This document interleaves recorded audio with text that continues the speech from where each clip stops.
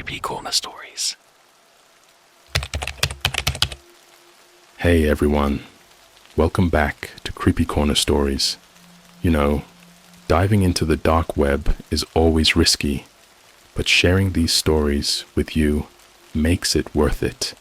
I'm curious, where are you watching this from right now? Let me know in the comments below. I've noticed that these kinds of stories hit differently depending on where you are. It might even make the experience a little creepier. So, tell me, are you watching from the safety of your home or somewhere less secure? I went on a treasure hunt following dark web, deep secret lost maps. I went on a banned island and survived a massacre. But now I have to survive what comes after. Alright, so I'm not really sure how to start this. I guess I'll just go with what I'd want to hear if I were on the other side of the screen. Just a heads up, this story sounds fake as hell, I know. I wouldn't believe it either, but I swear, every word of this happened, and I'm honestly only posting because I don't know what else to do. I've barely slept in days. I'm scared to close my eyes. Okay, deep breath. Let's rewind to a few months ago. So my name's Eli. I'm 23, and I've always had this thing for weird, unsolved internet mysteries. You know, IRGs, haunted websites, dead internet theories, that kind of thing. Stuff like Cicada 3301, creepy iceberg videos, you name it. I was probably already 10 tabs deep at 2 a.m. in some random Discord server trying to solve it. One night, I got into this rabbit hole of forbidden maps on the deep web. Now, before anyone freaks out, yes, I know the deep web is sketchy. No, I didn't do anything illegal, at least not on purpose. But yeah, I was browsing one of those forums you can only access through a Tor browser. It's like Reddit, if Reddit was run by digital ghosts and people with names like 0xVoid and XXSeethe Protocol XX. There was this thread called Terra Negra Map Archive, Forbidden Cartography. I almost scrolled past it, but the thumbnail caught my eye. It was a black and white satellite shot of an island, but parts of it were pixelated like something was being censored. The caption underneath said, "Recovered from the old Nautilus Drive server before it was scrubbed by Interpol. Coordinates don't exist. Entry requires human invitation." I clicked. Obviously. Inside the thread were downloads of obscure maps, like really weird, unsettling ones. One was a hand-drawn cave system with notes written in Spanish and symbols that looked not quite Aztec, not quite Mayan, but definitely ancient. Another was a map of sounds, and it literally just had timestamps and frequencies noted around rural Oregon. Then I found it, the one that started everything. It was just called E571. There were no labels, just red arrows pointing at this small island, way out in the Pacific Ocean, between Micronesia and this uninhabited stretch of sea that doesn't even show up on Google Maps. The forum thread said it had been blacklisted since 1998 due to unethical discovery experiments done there by a private European contractor. Supposedly, a lot of files about it had been erased under something called the Vanta Protocol. Still no idea what that means.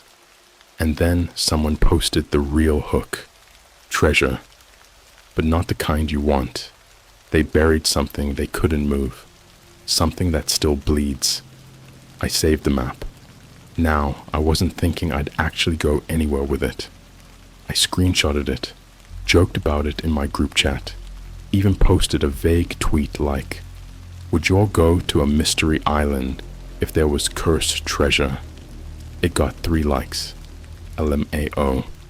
But over the next few days, weird stuff started happening. My GPS app kept glitching. I'd open Apple Maps or Google Maps, and it would randomly zoom to coordinates in the middle of the ocean, right near that island. My AirPods recorded audio without me realizing. I played one back and heard static, and underneath, this low humming sound, like someone breathing through a snorkel. Not me, not anyone I knew. A TikTok account I didn't follow started showing up on my FYP with only one post. A video of the same map zooming in slowly, then glitching out and flashing the word "Go." I couldn't find the account after, even when I searched my watch history. That was the point where it started to feel like something was trying to pull me in. 2 weeks later, I got an email. No sender name, no subject, just one line. Port Moresby, April 4th. You've been invited. Now listen, I'm not rich or anything. I don't travel. My idea of a vacation is a 7-Eleven run at 1 a.m., but there was a flight confirmation attached. Round trip. No cost. Everything looked legit. The flight left from LAX to Papua New Guinea, and there was this feeling, man, like I had to go, like something was waiting for me there. I told my roommate I was going to meet an online friend I'd known for years, Lieutenant. I didn't tell anyone else, except for this girl I used to talk to, who follows a bunch of weird conspiracy TikTok pages. She literally said, "You're gonna get sacrificed or turn into a missing persons video." Cool, thanks Kayla. But I still went. Port Moresby was a fever dream. Humid as hell. Everything kinda smelled like fish and diesel. But the city was beautiful in a chaotic way. I waited at this old Starbucks downtown, like the email said. 7 p.m. on the dot, a guy sat across from me. He wore a dark windbreaker, jeans, had one eye permanently half closed, like he'd been in some kind of accident. He never told me his name, just called himself Marlo. Marlo handed me a flash drive and a laminated wristband. The band had a symbol on it, 3 overlapping triangles inside a circle. I swear I've seen that logo on some abandoned Discord server years ago, but I couldn't place it. He said exactly this: "You're the 4th. If you die there, die quiet. The signal doesn't like noise." Then he just left. I booked a small private charter to the coordinates. Cost me everything I had in my savings. The pilot asked 0 questions, which made me more nervous. The trip took 5 hours across pure open water. No birds, no waves, just this unnatural stillness. When we reached the island, I genuinely thought we'd made a mistake. There were buildings, concrete bunkers, a rusted observation tower. The trees were twisted and blackened at the edges, like they'd been burned from the inside. The sand was dark, almost gray, and when I stepped off the boat, I immediately felt this pressure in my ears, like I'd gone underwater without moving. I was alone, except I wasn't. I didn't know it yet, but the second I stepped onto that island, I'd already started dying, slowly, quietly, and I wasn't the 4th. I was the last. If you're here for part 2, then you already know this story isn't about gold or glory or anything you'd want to find. This isn't some Indiana Jones lost treasure kind of thing. What I found on that island wasn't even meant for people to see, let alone survive. And if I'm being honest with you, I didn't survive all of it. Not really. So yeah, I stepped onto the island with the camera strapped to my chest, a GoPro I borrowed from my roommate. Sorry, Ryan, I'm never giving it back. A backpack with essentials, a couple power banks, and the flash drive Marlo gave me. I had no idea what I was walking into, and I'd never felt silence like that. Not the normal kind. I mean the wrong kind. The kind that buzzes in your ears, like your brain's trying to fill in the void with noise that isn't there.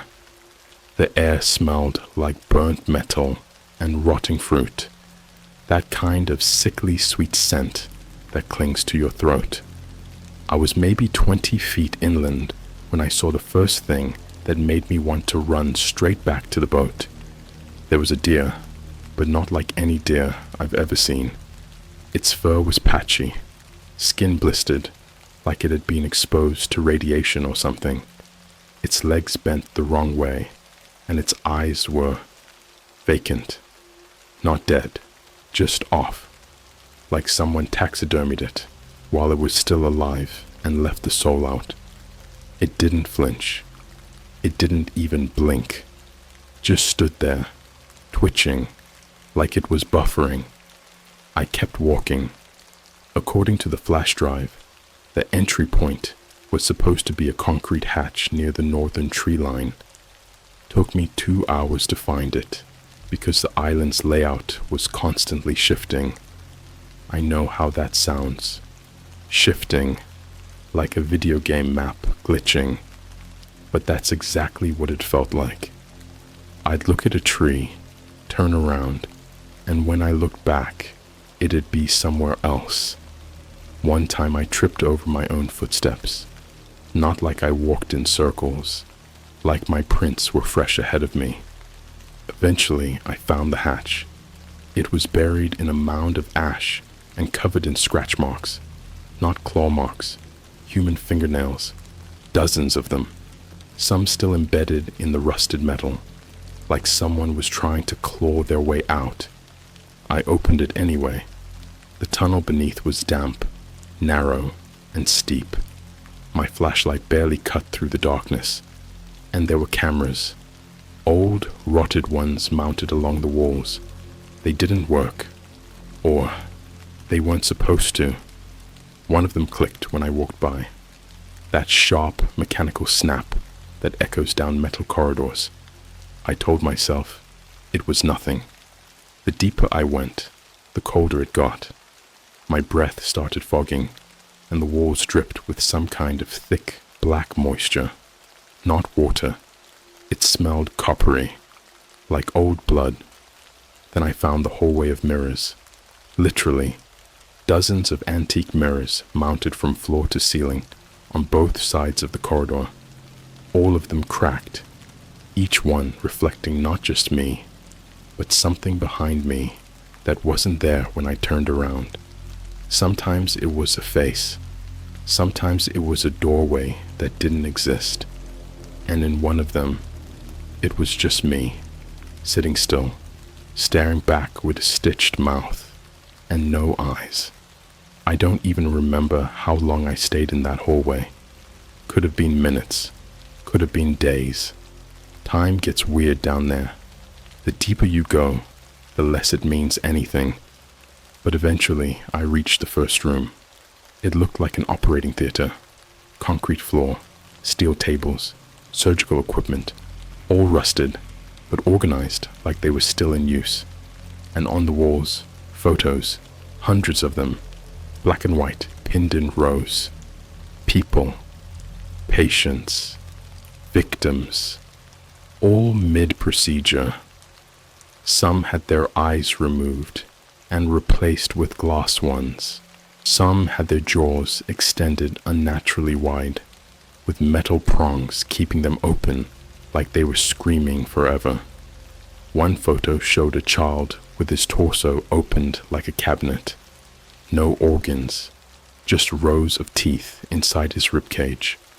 Next to the photos were notes, scribbled in a mix of English, German, and something that looked like code or ciphertext.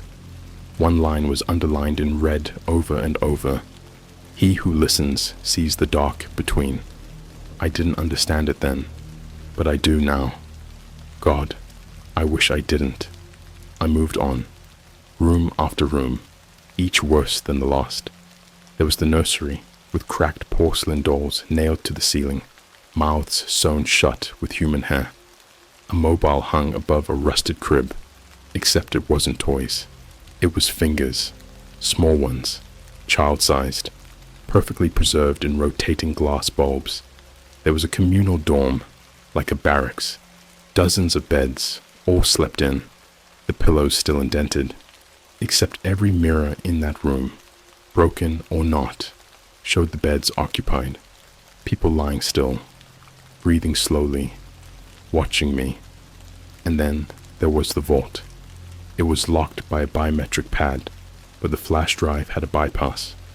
Marlowe really came prepared, or knew I'd be the one dumb enough to go through with it. Inside the vault, I found the thing I never should have found. It looked like a heart, not a human one, not an animal one, just a heart, maybe 5 feet wide, suspended in a massive glass tank filled with thick gray liquid. It pulsed slowly, like it was alive, beating once every 10 seconds or so, and surrounding it were speakers. Every few beats, one of them would whisper something, real words, but garbled, twisted, reversed, sometimes in my own voice, sometimes in my dad's voice. Sometimes it would whisper names I haven't said out loud in years. Dead classmates, my childhood dog, things I forgot I even remembered. One of them whispered, "We made it from the silence, and now it hears you." I dropped the flash drive into the tank. I don't know why. Instinct, maybe. That was the trigger. The heart stopped beating. The alarms didn't go off. The lights didn't flicker. But I knew something had changed, because from down the hallway I heard footsteps. Not stomping, not running, pacing, deliberate, measured, like someone dragging their feet across wet cement, and breathing, heavy, animalistic breathing, like a bull about to charge. I ran, obviously, back through the dorm, through the nursery, back to the hatch, but the tunnel was longer than before, like the island didn't want me to leave now. The walls started to bleed, actual thick streams of black liquid pouring from cracks that weren't there before, and the whispers got louder. "Don't leave. You belong here. Shh, it's watching. Make room in your skin." Then the scream started. I don't know if they were real. They sounded real. Too real. Men, women, children, all screaming at once, like they were being burned alive. I swear, I felt heat on my skin. My vision started to shake, like the room was vibrating. One of the mirrors in the hallway shattered by itself, and inside it, I saw me, but my face was stretched into a smile I couldn't control, like someone else was wearing my skin and enjoying every second of it. I barely made it out of the hatch. I climbed out into the night, gasping for air, and the sky was wrong. No stars, no clouds, just black, like someone painted the sky shut. The trees around the hatch had moved again, forming this unnatural spiral shape, and hanging from the branches were photos of me. Real ones, stuff from my Instagram, me at Starbucks, me at graduation, me sleeping in my bed. One of them showed me on the island, standing outside the vault, smiling. Someone had been watching me the whole time. I sprinted back to the shore, and that's when I found the massacre. Bodies, scattered all across the sand, at least 20 of them. Some looked fresh, some were decaying, half buried, half eaten by something I never saw. A few were just skinned, hung up by their own tendons like marionettes. One guy had a phone still in his hand. The screen was cracked, but the last text he sent said, "Do not come here. Map was a trap. The treasure isn't things, it's us." I vomited. I don't even remember doing it. Just remember the taste of blood in my mouth. Not mine. The boat was gone. No footprints, no sign of struggle. Just a pair of bloody shoes on the dock. A child's shoes. I stayed on the island for 2 more days before I figured out how to reactivate the emergency signal. I'm not even sure who picked me up. Some ship flagged as private research. The crew didn't speak. They wore full hazmat suits. When I tried to talk, one of them put a needle in my neck. I woke up in a hospital in Manila with no ID, no phone, no proof I'd ever left the country. When I checked the coordinates again, the island was gone, wiped from every map. Just blue water now. But sometimes, when I check TikTok, I see videos of it. Quick flashes in the background of scuba diving reels, dark shapes in drone footage, a screenshot from someone's Instagram story, geotagged in the middle of the ocean with the caption, "Felt like I was being watched here. Weirdest vibe ever." And last night, someone sent me a DM from a random burner account. No followers, no posts, just one message. "You brought it back with you." I checked my mirror this morning. I wasn't blinking, but my reflection was. You ever feel like the world's still moving, but you're stuck? Like you're not in it anymore, just watching it behind glass? That's what it's like now. I'm writing this from a motel room in Nevada, middle of nowhere. Cheap coffee, buzzing lights, carpet that smells like piss, and cigarettes. But I picked this place for a reason. There are no mirrors here, and the ceiling tiles don't blink. When I got back from the island, everything was wrong. Not like, oh no, I'm traumatized. I mean, reality was off. I remember getting out of that hospital in Manila. The nurses didn't talk to me, not even in Tagalog. They just looked at me like they'd seen something behind my eyes they didn't want to acknowledge. One of them dropped her phone when I passed by her. The screen shattered, but what scared her wasn't the damage. It was the photo that showed up on her lock screen. It was me, standing over her while she slept, shirtless, pale, and my eyes were pitch black. She fainted, full-on collapse right there. I didn't even touch her. I flew back to the States 2 days later under a fake name. No one stopped me. Customs didn't even check my passport. They just scanned it, looked at me once, and waved me through like they couldn't see me properly. When I got home, my apartment felt colder than it should have been. Not AC cold, dead cold, like the air hadn't moved since I left. Everything was exactly where I left it, except for one thing, my bedroom mirror. It had handprints on the inside, small ones, like a kid had been pressing their palms against the glass, over and over, trying to get out. And behind those prints, I could see something breathing. That night, my roommate Ryan came home from work around 1 a.m. He asked if I'd been messing with his phone. I told him no. He showed me a video from his camera roll that neither of us remembered recording. It was me, but not me, standing in the hallway, just out of focus. My mouth was wide open, too wide, and this awful wheezing sound was coming out, like someone forcing air through a crushed windpipe. The caption on the video said, "Tell him to close his eyes." We didn't sleep that night. Over the next few days, things got worse. And I mean unexplainably worse.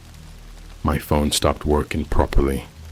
Anytime I tried to record or take a photo, the image would flicker and show things that weren't in the room. Shadows, faces in the corners. Once, it showed my phone screen cracking before it actually did, like it was predicting the moment. 10 minutes later, the screen split down the middle. All my social media got wiped. Instagram, TikTok, Reddit. completely gone. No logins, no recovery options. When I checked old friends' accounts, photos of me were missing, like I'd been erased. I started hearing voices in video calls. Whenever someone would talk to me on Zoom or Discord, they'd glitch mid-sentence and whisper something else, like, "You left it hungry." It's trying you on for size. The signal rides skin. Don't itch. One of my old high school friends tried FaceTiming me. First thing she said was, "Why are you standing behind yourself?" I wasn't. I was alone. I turned my camera off. She blocked me right after. I started seeing it in reflections, not just mirrors, windows, sunglasses, black screens, even water. The first time I saw it full on was in my bathroom faucet. It looked like me, but rotted. Not zombie level, but subtly wrong. Grayish skin, eyes too shiny, hair wet and matted like I'd crawled out of a drain. And the worst part, it smiled like it knew something I didn't. I turned the faucet off. It kept smiling. A week in, Ryan disappeared. Not like, oh, he moved out. Number he vanished. No note, no text, no missing persons report. His car was still parked out front, but his room was empty. And I mean unnaturally empty. Like the bed had never been touched. Like no one had ever lived in there. Only thing left behind was a sticky note on my bedroom door. Written in shaky handwriting, "I saw you sleeping twice." That night, the thing started speaking to me. Not in my head, in my voice. I'd hear myself talking from another room, laughing, crying, begging. One night, I heard it say, "We love it here. You'll grow into your skin again soon." Then my bedroom lights flickered, and the walls started peeling, like old wallpaper. But underneath wasn't drywall. It was meat. Living tissue, beaten veins, pulsing skin stretched tight over wood. And from inside the walls, I heard chewing. I fled. I left everything behind. Laptop, ID, credit cards. I haven't used a real name since. I've been sleeping in dive motels, rest stops, abandoned buildings, anywhere it can't see me. But that's the thing. It always finds a way to watch. I've caught glimpses of myself on strangers' phones. Walk past someone scrolling TikTok, and suddenly the algorithm serves up a video of me, dead-eyed, whispering in reverse. I've seen myself reflected in black SUV windows on highways, even though I'm walking the opposite direction. And people around me, they've started disappearing too. There was this girl named Maya. Met her in a gas station in Wyoming. Super chill. Said she ran away from home after some mirror thing started copying her. Sounded too familiar. We stayed in the same motel that night. Room 108. Next morning, room 108 didn't exist. Manager said the rooms skip from 107 to 109. I showed him the key. He laughed and said they don't use those types of keys anymore. Haven't for years. But I found something scratched into the wood behind the vending machine out front. Do not let it learn your face. Do not answer if it cries. 2 nights ago, I stayed in this crusty roadside place near the border of Arizona. Room 6. No mirrors, no TV. Perfect. I was drifting off when I heard someone sobbing outside my door. Real quiet, like they were trying not to be heard. I didn't open it. I just sat there, frozen, listening. It sounded like a little girl. She whispered, "It hurts. It's too tight in here. Let me wear you." And then the doorknob turned. Now here's the part that broke me. I checked Twitter on a burner account yesterday just to see if I was still a ghost. My old friend Logan posted a story. It was a blurry video of a guy walking down an alley at night. Same hoodie I always wore. Same limp from when I fell on the island. Except the face was completely blank. No eyes, no mouth, just smooth skin. Caption said, "Saw this behind the bar in Chicago. Looked familiar, but wrong. I haven't been to Chicago, but whatever followed me has. I don't think this thing is a ghost. I don't think it's a demon either. I think it's an echo, something the island birthed out of memory and silence and pain. A recording that learns and grows and spreads. Every time someone sees it, it takes a little more. Their voice, their face, their past. It doesn't haunt places, it haunts people. And I brought it back. Every night, it gets closer. Every day, more of me disappears. Sometimes I feel my skin twitching when nothing's touching it. Sometimes I hear laughter when I open the fridge. I've bled from my eyes twice. Once was while I was brushing my teeth. The reflection in the mirror was brushing its teeth too. Except it was using a knife. I don't know how much longer I can keep running. I think it wants to be seen now. Wants to spread. I'm just the carrier. So I'm leaving this here. And if you've read this far, you've already looked into it. I'm sorry. I should have never followed that map. I should have never opened that vault. Because now it's in you too. You'll start to feel it soon. In the dark corners of your screen. Behind your webcam. In a Snapchat filter, glitching just enough to show something standing behind you. And when you hear the voice that sounds like your own, don't answer, don't blink, don't breathe. It's not just haunting me anymore. It's multiplying. By the time you read this, the thing I brought back from that island, whatever it is, has already found a crack in you too. It doesn't need your permission. It only needs your memory. It burrows into the quiet parts of your brain, the ones you ignore. It feeds on familiarity, like it's learning to become you. And now it's not just stalking me, it's wearing them. It started 2 weeks after I left that motel in Nevada. I tried reaching out to people I hadn't spoken to in years. Childhood friends, old coworkers, exes, anyone who might remember me before this thing happened. I figured maybe they could anchor me, remind me who I used to be. But every call went the same way. Voicemail, disconnected, silence. And then, the day after I called them, each of their Instagram accounts went black. Profile photos replaced with a grainy, corrupted image. Same thing every time. A shadowy figure, smiling in a place that looked almost familiar, like a childhood bedroom you haven't seen since you were 6. The bios updated to cryptic messages. He left the vault open. We're hollow now. Noise wakes it.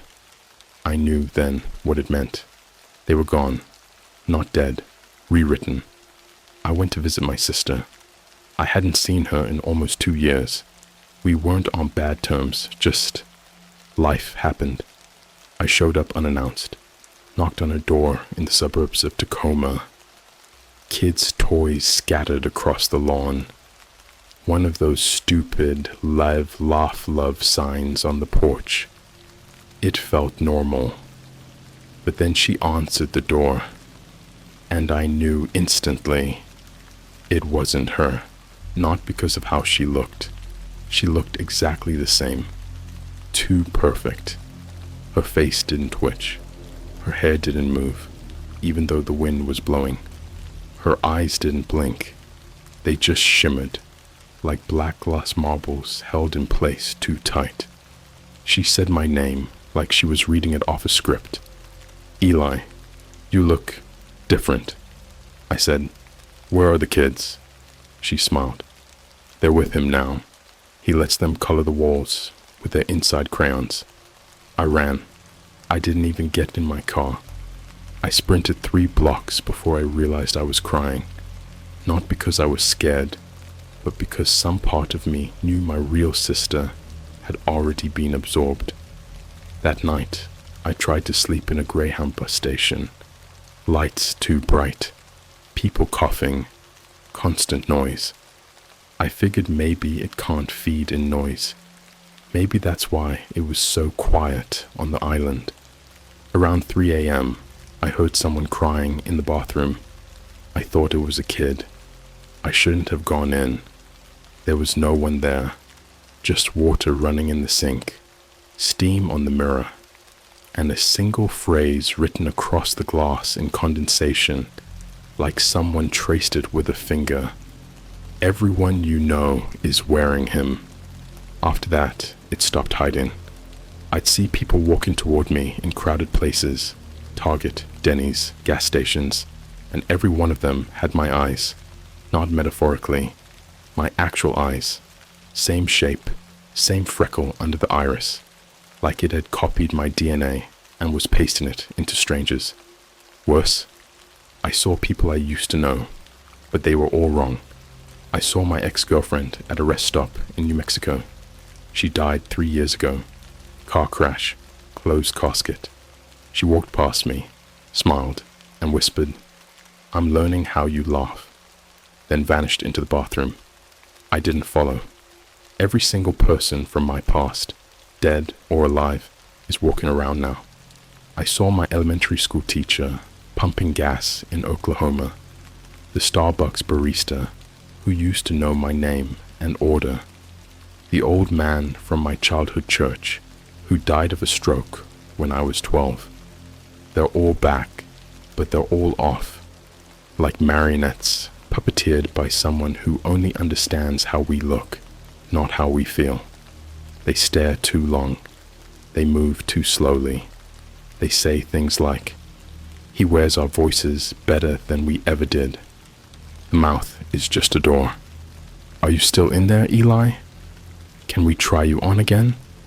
One night, I checked into another random motel off I-40. Clark didn't speak, just handed me the key. When I opened the door to my room, it wasn't a room. It was my childhood bedroom, exactly how I left it when I was 9. The dinosaur bed sheets, the glowing stars on the ceiling, my old drawing of Mom and Dad and me taped to the dresser. Except in the drawing, their eyes were scratched out and my figure was drawn twice. I turned to leave, but the hallway outside was inverted. The numbers were backwards. The floor was on the ceiling. My footprints trailed ahead of me, even though I hadn't stepped forward. And at the end of the hallway, standing perfectly still, was me. Not future me, not older me. A second version of me, same age, same clothes, face smeared in something red and dripping. He smiled, said, "Come back. You're the hole we need to stay open." I collapsed in a Denny's 3 nights ago. The server recognized me, but she didn't say, "Hello." She said, "The vault's still open. The meat remembers your name." I screamed. I think. I don't remember what happened after that. I woke up in the dumpster behind the building, covered in syrup and blood that wasn't mine. There were bite marks on my shoulders, like human teeth, deep, infected, but nothing ached, nothing bled. It was like my body didn't feel real anymore, like it was just a rental. I called the only person who could have known what was happening, Marlo. I don't know how. I don't know why the number worked, but it rang once and picked up. Static, wet noises, breathing. Then his voice, like it was coming from the other side of a cave filled with meat. It's not a creature. It's a concept with skin.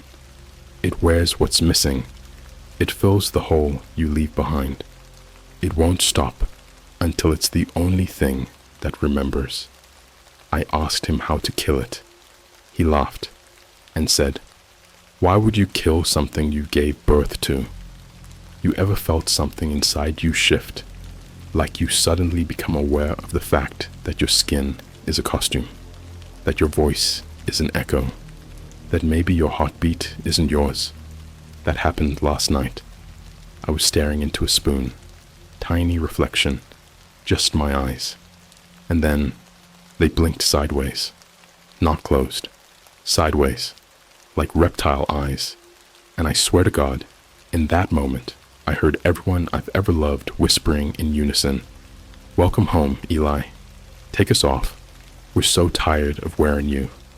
So here's where I am now, sitting in a motel with no mirrors, no screens, writing this on a burner laptop I'll destroy after I post this, because they're all gone. Every person I've ever known, replaced, eaten, recycled. And now I'm starting to forget the sound of my own voice. Sometimes I hear him speak before I do. Sometimes I see him in photos where I should be. Sometimes I wake up already smiling. If you're reading this, start forgetting me. Delete this post. Destroy your screen. Burn your reflection. Because if you remember me, it'll find you too. It's not chasing me anymore. It's using me as bait. Don't speak your name tonight. Don't open your front camera. And whatever you do, don't wave back if you see yourself watching from across the street. There's no easy way to say this.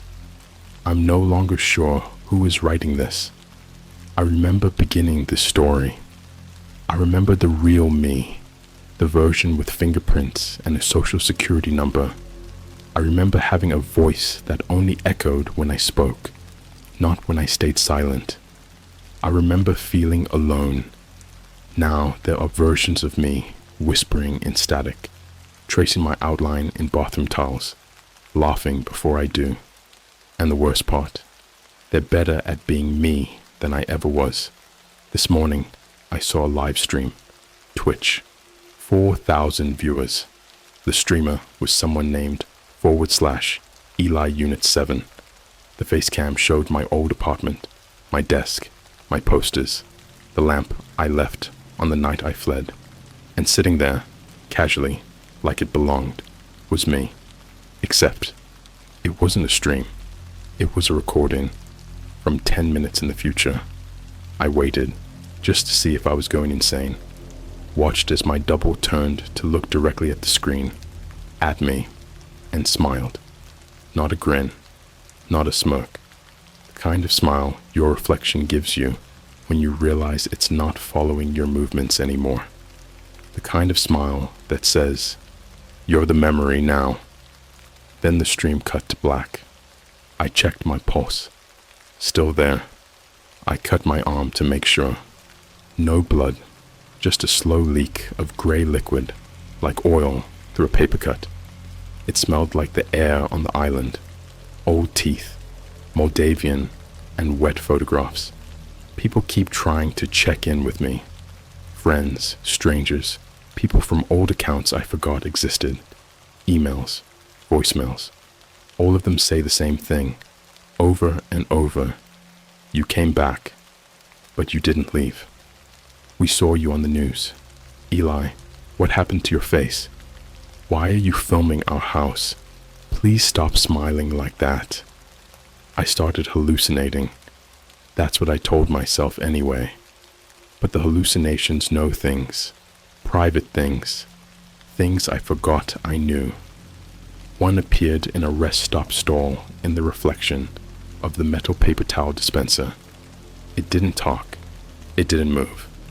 It just mouthed something. 3 words. "You were perfect." Then it bit its own face off in total silence. Just ripped off the skin in strips like peeling fruit. Underneath wasn't muscle. It was my baby teeth. Hundreds of them, growing in rows. I'm losing time now. Hours, days. Last week I blinked and found myself standing in a Chuck E. Cheese parking lot at 3 a.m. No phone, no wallet, just a note stapled to my chest. It said, "He wore your Sunday skin. They liked it. We need more. There were fingerprints in the staples. They weren't human. I don't think this is about treasure. It never was. The island was a mouth. The vault was a tongue. And we were the meal. It doesn't take gold. It takes flesh that remembers itself. The treasure is identity, memory, emotion, anything unique, anything alive. It minds you, and once it finds a version of you better than you, it keeps it and discards the rest.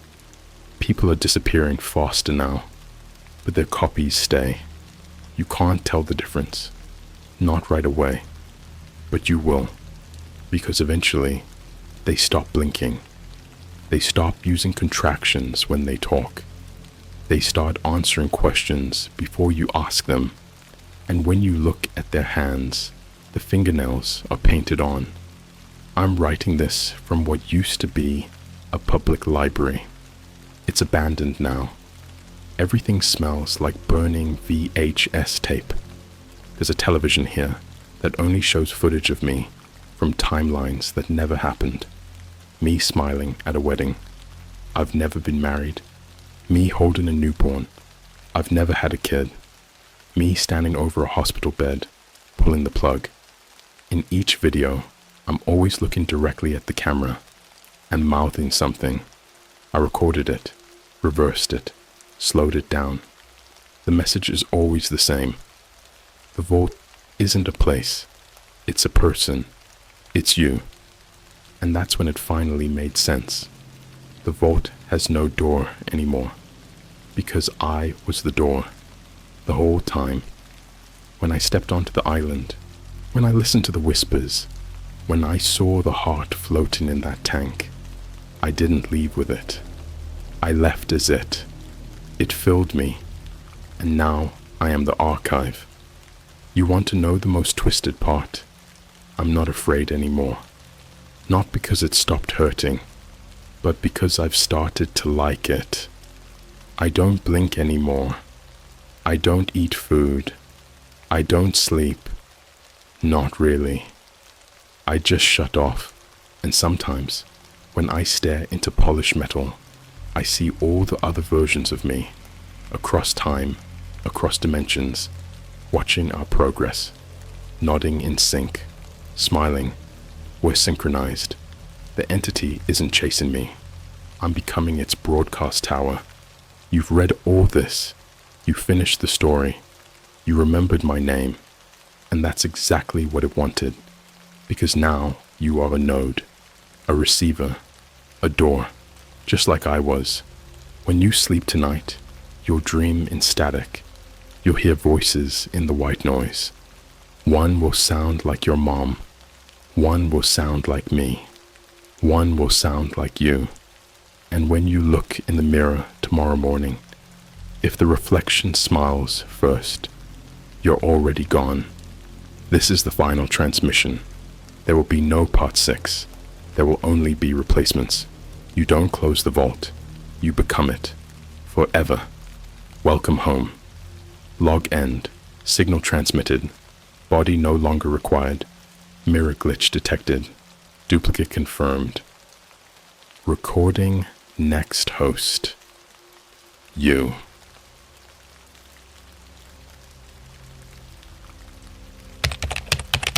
My friend challenged me to stay in one Airbnb on the dark web for 2 nights. One room had 5 mirrors, and I only saw 4 reflections. Hey Reddit, I never thought I'd post something like this, but I've been holding this in for months, and honestly, I just need to tell someone, even if it sounds insane, even if no one believes me. So here it is. Back in late November, me and my friend Marcus were chilling at a Starbucks near campus. It was cold, almost finals week, and we were both completely fried from studying and procrastinating. We were sitting by the window, sipping overpriced iced coffees, talking about random horror videos we saw on TikTok and YouTube. You know, those animated horror stories where some kid meets a guy with no eyes at a McDonald's or something. We loved that stuff. Marcus was way more into the deep web side of it though, like the real creepy stuff. He had this obsession with going deeper than surface level scary. And me being the guy who always says yes to stupid ideas, I kinda just went with it. That day he said, "Bro, you ever hear about the Airbnb listings on the dark web?" I laughed, thought he was joking, but he wasn't. He was dead serious. "There's this forum," he said, showing me his phone. "It's like Airbnb, but they're off the grid. Like, no government IDs, no legit addresses. Some of them are even just coordinates. You pay in crypto, and that's it." One guy posted about a place that changed every night. Another one said his Airbnb didn't have a bathroom, but there were meat hooks hanging in the closet. I should have said no, should have walked away, but something about it felt thrilling, like part of me didn't believe it was real, and the other part, I wanted to prove it wasn't. So Marcus says, "Let's do it. I dare you." We find one of those places, stay for 2 nights, record the whole thing, and post it. Instant viral. We'd both been trying to grow our YouTube channels, and honestly, it sounded like the kind of thing people would click on. We spent the next few days digging through sketchy forums with names like Darkstay, Sleep Unlisted, and Ghost Rooms. Most of them were dead links or troll posts, but then we found one that stood out. It was called The Fifth Mirror. No joke, that was the name of the post. There was barely a description, just this cryptic line: 5 mirrors, 4 reflections, 2 nights, don't look behind you. There were 2 images, one of a narrow room with all white walls and mirrors on every surface, another of an old iron key with the Airbnb logo carved into it. Yes, that Airbnb logo, like the little heart/loop thing. It was burned into the metal like a brand. The listing said the place was just outside of Prague. Yeah, that Prague. Czech Republic. It felt random as hell, but Marcus's cousin lived there, and Marcus said he could hook us up with cheap flights using some app he had for travel hacks. So, against every ounce of common sense, we booked it. We paid in Bitcoin. The host sent us nothing but a set of GPS coordinates and a note that said, "Keys will be inside the mailbox. No ID required. Cameras permitted, but do not film between 3:33 a.m. and 4:44 a.m. We landed in Prague on a freezing Tuesday morning. Beautiful city, by the way. Looked like a movie set. We grabbed some food, wandered around a bit, and then rented a car to drive out to the place. The GPS led us down this long dirt road in the middle of nowhere. No streetlights, no signs, just tall black trees and silence. We pulled up to what looked like an abandoned hunting lodge. It was bigger than I expected, with this weird triangular roof and faded red paint peeling off the sides. The mailbox was rusted and bent. Inside was a single key on a chain. It looked identical to the photo. That Airbnb logo was still burned into the handle. The weirdest part, there was no lock. The door just opened when I pushed it. Inside smelled like dust and old wood, not like death or anything dramatic, just stale, quiet. There were 3 floors, one small bedroom on the top floor with a single bed. The middle floor had a kitchen and living room, and the basement, that's where the mirrors were. I'll never forget that room. It was cold, like freezer cold. The walls were pure white, with 5 massive rectangular mirrors, 2 on the left, 2 on the right, and 1 on the far wall directly across from the door. The air in there felt thicker, like walking into a dream or a memory. Me and Marcus stepped inside. Immediately, we both said the same thing. There's only 4 reflections. We counted again, out loud. 5 mirrors, but every time we looked, one was blank. Just a mirror with nothing in it. It was the one on the far wall, the one straight across. No matter where we stood, no matter how we turned the camera, that mirror didn't show us. We thought maybe it was just fake glass or some kind of illusion, but it wasn't. Marcus even tapped on it. It sounded exactly the same as the others. He even banged his fist against it, and the mirror rippled. Actually rippled. He looked at me. "Did you see that?"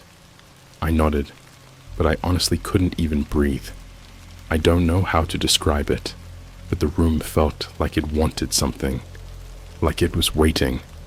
We tried to make light of it, set up some GoPros, did a dumb intro for the vlog, and made jokes about haunted mirrors. But deep down, we were both on edge. That night, we went to sleep in shifts.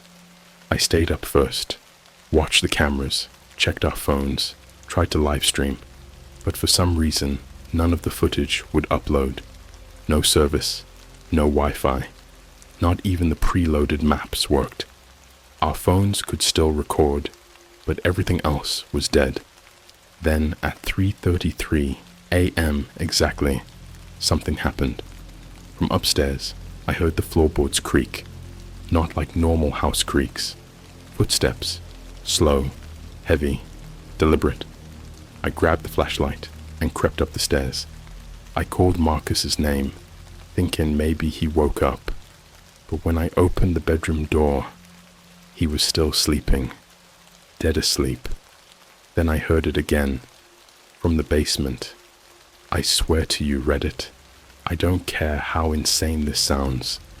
I heard someone breathing in the mirror room, like loud, raspy, animal breathing. And when I got to the top of the basement stairs, the door was open. That's when I noticed something that still gives me chills. There was a wet footprint on the wooden floor, leading up out of the basement. Bare, human, but wrong, like the toes were too long. I slammed the door shut and didn't go down. Not that night. I stayed awake until sunrise, staring at that basement door. When Marcus finally woke up, I told him everything. He looked freaked, but tried to play it cool. "Let's just get through the second night," he said. "Then we're out." Yeah, that second night, that's when everything went to hell. It started with the smell. On the second night, just past 6 p.m., the air inside the Airbnb shifted. The dusty, old cabin scent that had settled over everything was suddenly replaced with this thick, metallic smell, like blood, but not fresh blood. Old, dried, caked in the walls blood. That coppery, rotten scent that feels like it sticks to your tongue when you breathe through your mouth. Marcus was trying to brush it off. Said maybe it was something in the pipes or the wood rotting, but I could see it in his face. He was pale, and he wouldn't stop looking at the floor.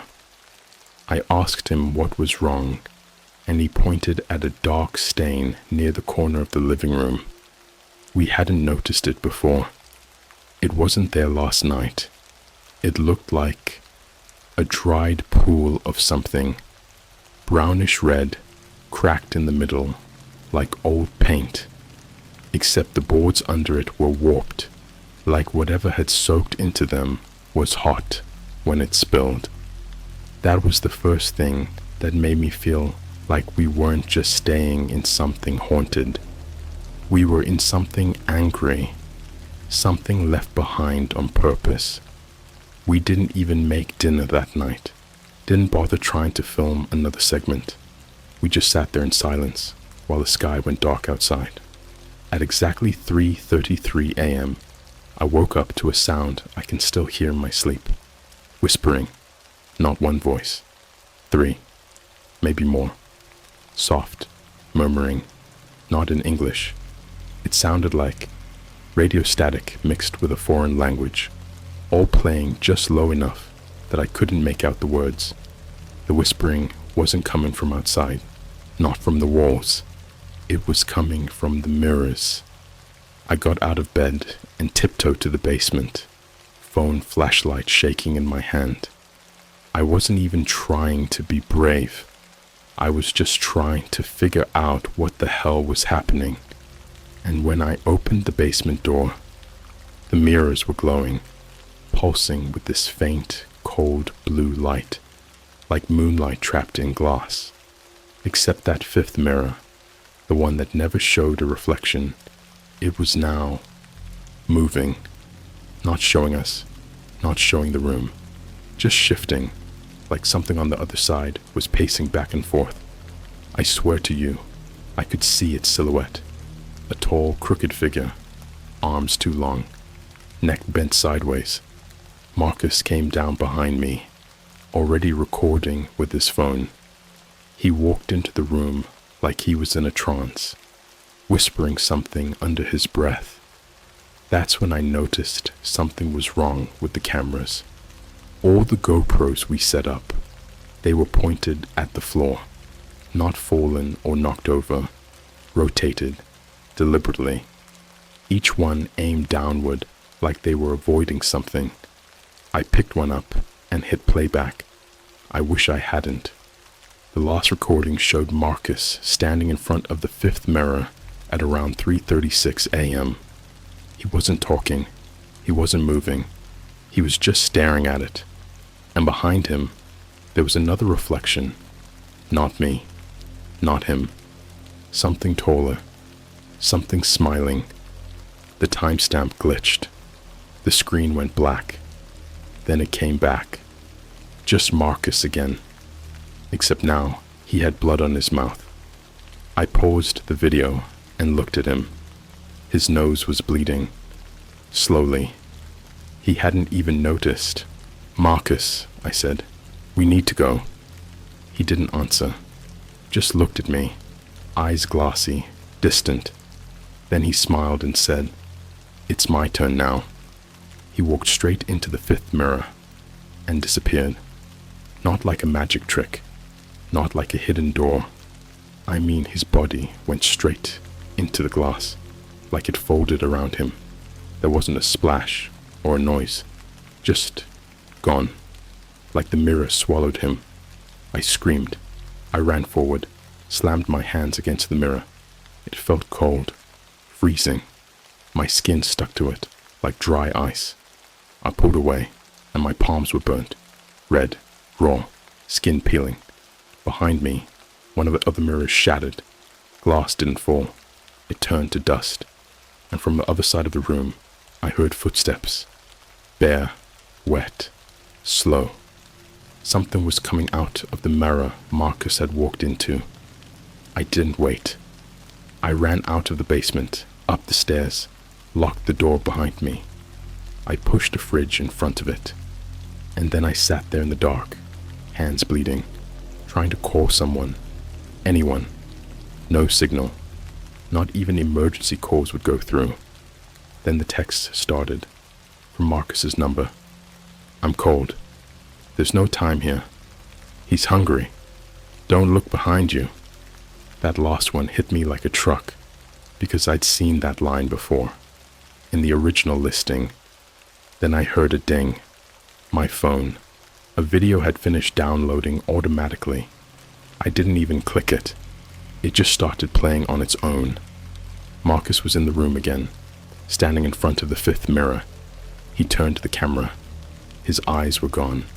Just empty black sockets. Not bloody. Not gory. Just hollow. Like the face wasn't a real face anymore. And behind him, no joke, was me. Not just a reflection. I was there, in the mirror, looking back at him, but I wasn't holding the phone. My neck was bent. My smile didn't move. And I was waving. Slow. Deliberate. The video ended. And I swear to God, in that moment, the air changed, like the room exhaled. The light bulb started flickering, and then the power cut. I sat there in pitch black, breathing so shallow, I almost passed out. Something moved upstairs. Not footsteps this time. Dragging. Something was being dragged across the wood. I crept up the final flight, one step at a time. And there it was, on the bed. Marcus's hoodie, folded, his shoes placed neatly beside it, and in the middle of the bed, his tongue, clean, dry, placed like a souvenir. I ran. I grabbed the key, ran out into the woods, didn't care about directions, GPS, anything. I sprinted until I found a road, flagged down a truck driver, told him I was lost. I made up some excuse about getting separated from a tour group. He bought it. I didn't tell him what I saw. Didn't tell him I could still see Marcus in every reflection since. Even when I'm alone. Even when there's no mirror near me. Sometimes I catch his eyes in the shine of a car window. Sometimes I hear him humming. And every night at 3:33 a.m., my phone dings. One message. Always the same. It's your turn now.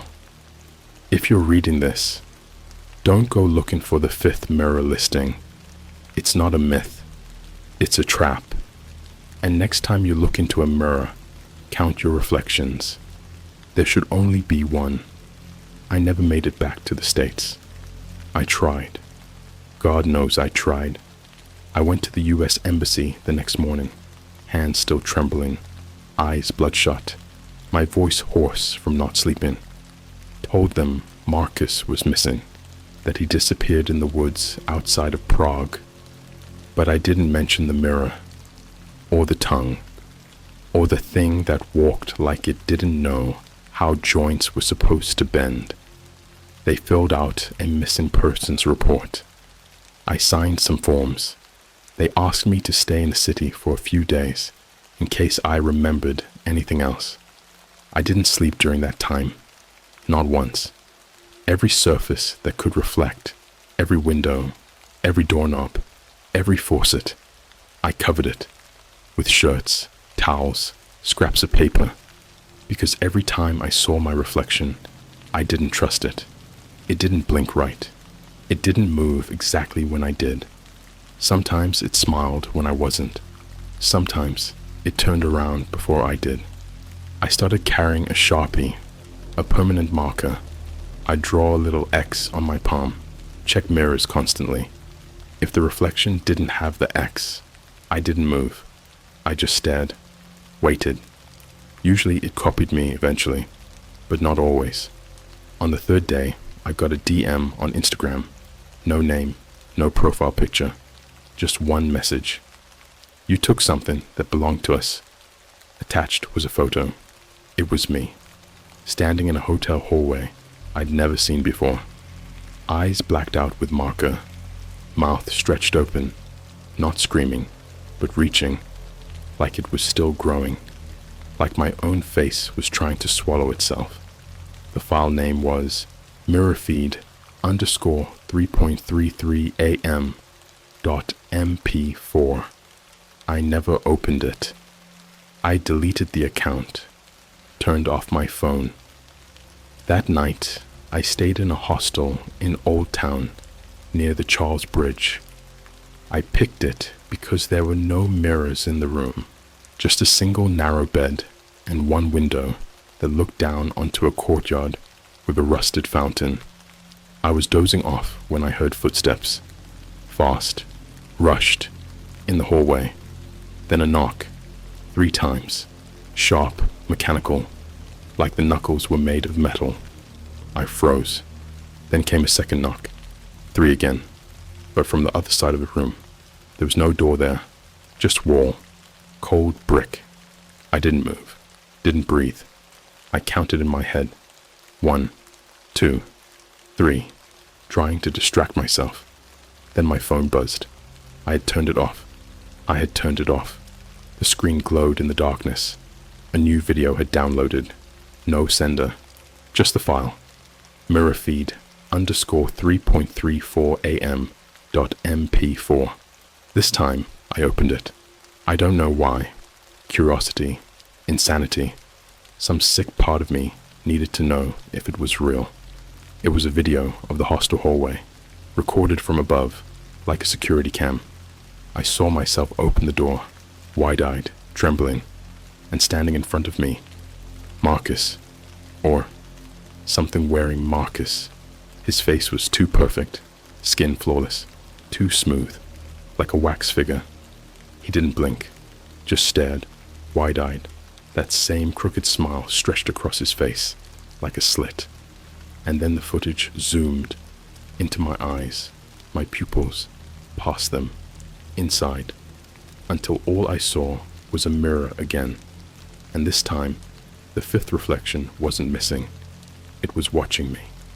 The next morning, I woke up in the alley behind the hostel, barefoot, shirtless, fingers bruised and bleeding like I'd been scratching at something for hours. My nails were split down the middle. There were 12 missed calls from a check number. One voicemail. I played it. It was my voice, screaming, not just in pain, but in recognition, like I'd seen something that used to be human but wasn't anymore. Then silence. Then one whisper. You're still inside. It took 4 more days for me to get a flight back. I didn't care about Marcus anymore. I hate saying that, but it's true. I was scared for me, for my soul, or whatever part of me that was getting smaller every time I looked in a mirror. The second I landed at JFK, I threw my phone into the East River, bought a burner, switched hotels every night, slept in bathrooms sometimes because they didn't have windows or reflections, but it followed me. On the 5th night back, I stayed in a sketchy motel in Jersey. The front desk guy looked like he hadn't blinked in years. Place smelled like bleach and ashtrays, but the room had no mirrors, no TVs, and the windows were boarded. That was all I needed. I lay down. At exactly 3:33 a.m., my burner phone rang. Unknown number. I let it ring. It rang again, and again, until the 5th time it went to voicemail. I checked the message. I heard a shower running, someone humming, a melody I didn't recognize, but it stuck to my brain like glue. Then came the voice. Marcus. Clear as day. Calm. Too calm. You left the door open. You brought him with you. Check your window. There was no window in the room. I turned slowly. The mirror from the Airbnb was standing against the far wall. I hadn't seen it before, hadn't brought it with me, but it was there, cracked in one corner, a faint pulse behind the glass, and it was dripping. Thick, black-red fluid pooled at the base, not fast, just enough to stain the carpet. I couldn't breathe. I didn't move. The reflection showed the room perfectly, except for one thing. There were 2 of me. The second one was smiling, slowly waving. His mouth moved silently, like he was whispering through the glass. Then he stopped, reached toward the other side of the mirror, and placed his hand flat against it. I watched in horror as a handprint formed on the inside of the glass. From my side, the mirror wasn't showing me. It was replacing me. It's been 3 weeks. I haven't slept more than a few hours total. I've moved 8 times, burned every mirror I found in my place. I even started wearing mirrored sunglasses just so I can keep track of who's behind me. But yesterday, at a random McDonald's in Times Square, I saw a girl washing her hands in the bathroom. She didn't notice that her reflection wasn't blinking. She walked out like nothing was wrong, but I stayed, watched the reflection for another full minute. It just stood there, still. Then it turned its head toward me, smiled, mouth full of Marcus's teeth. I don't know what's happening to me. I don't know if I ever left that Airbnb. Maybe this is hell. Maybe it's a loop. Maybe I am the fifth reflection now, and I'm just watching some other version of myself live while I rot in the glass. Whatever it is, he's coming through. And when he does, he won't stop with me. If you're reading this on your phone and your screen just dimmed for a second, you might want to check your reflection. Count the people behind you. There should only be one. The first thing you need to understand is this: your reflection is not you. Not anymore. It's been 38 days since Marcus disappeared into that mirror, since I came back from Prague with burns on my hands, a numbness in my chest, and the feeling that something was crawling underneath my skin like wet insects. I don't recognize my own voice anymore.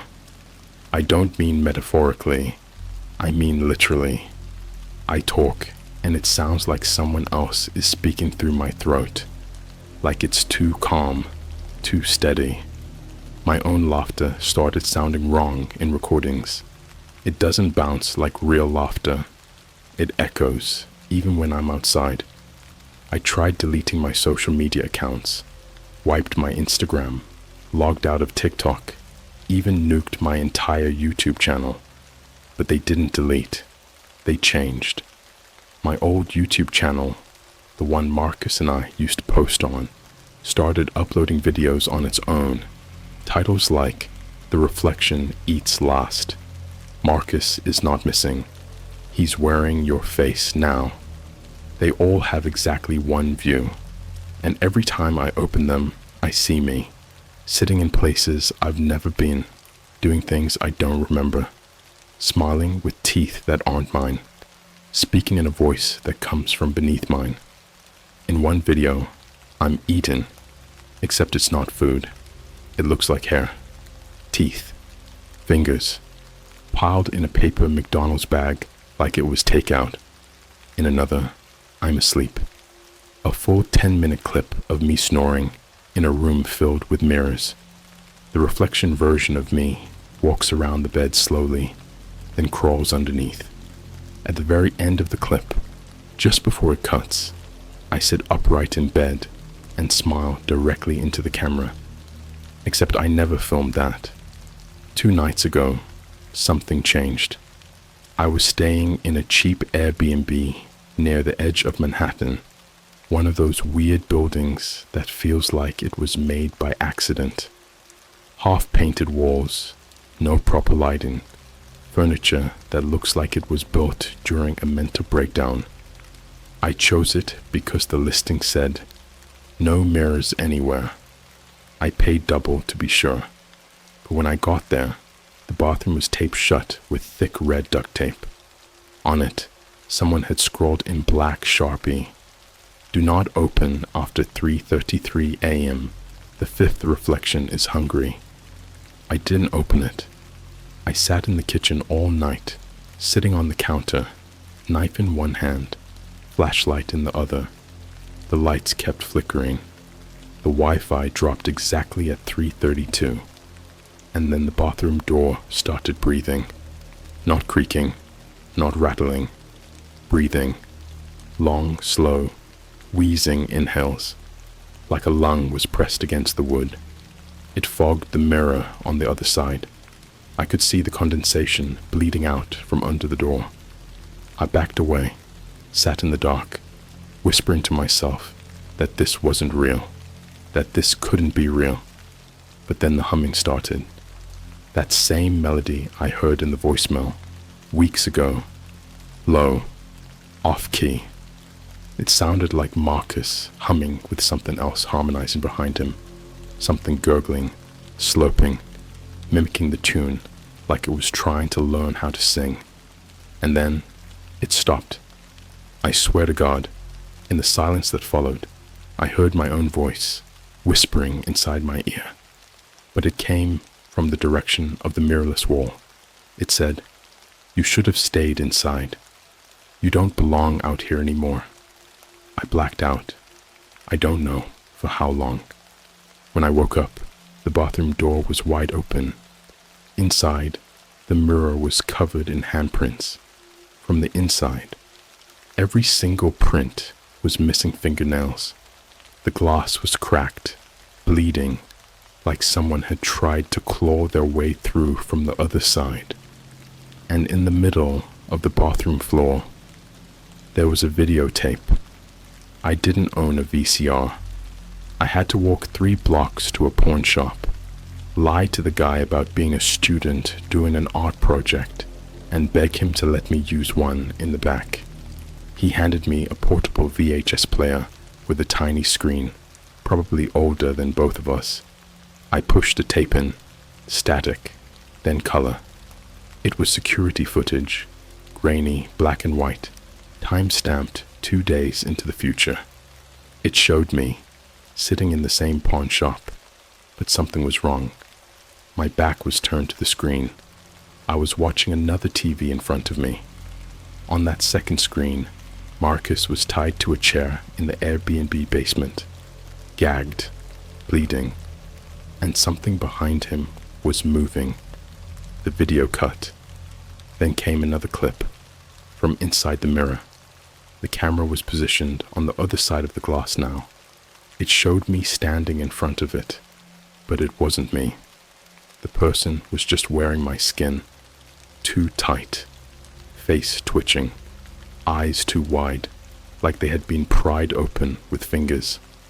The fake version of me slowly lifted its hand and pressed it against the glass, and the screen whispered, "We don't copy you, we collect you."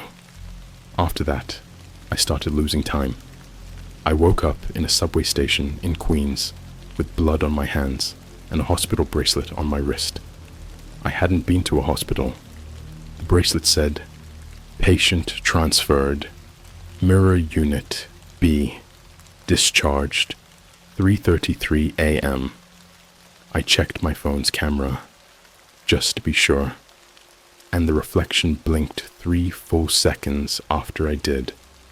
I threw up in the nearest trash can, and in the vomit, I found a shard of mirror glass inside me. Now the reflections are getting braver. They show up in other people's phones. People record me in public, and I don't show up in the footage, but someone else does. Someone who looks like me, dressed like me, but grinning so wide it splits their cheeks. Yesterday, a kid at Times Square took a selfie on his iPad. I walked past him, looked back. He was staring at the photo. There were 2 of me in it, one behind him, one next to him. Neither were me. The kid started crying. He dropped the iPad and ran. When I picked it up, the photo was gone, corrupted. The screen cracked itself, and for a split second, the front-facing camera turned on by itself. The person holding the iPad wasn't me anymore. It was a face made entirely of reflections, skin that looked like shattered glass, glued together with blood, eyes like camera lenses, no mouth, just teeth stretching in a ring around the jaw like a trapdoor. And then it said something. No lips, no sound, just text, appearing on screen, backwards, like in a mirror. "We were never reflections. You were. You're just our window." I don't know who's reading this. I don't know if you're real. But if you've ever looked into a mirror and felt like your reflection wasn't quite right, burn it. Don't cover it. Don't turn away. Burn it to ash and salt the frame. If you ever see a listing called The Fifth Mirror, run. Smash your screen. Go offline for good. And whatever you do, don't let your reflection outlast you, because once it learns how to move without you, it doesn't need you anymore. Final part, part 5, coming soon. Make sure when you look in the mirror tonight, you're not the one blinking last.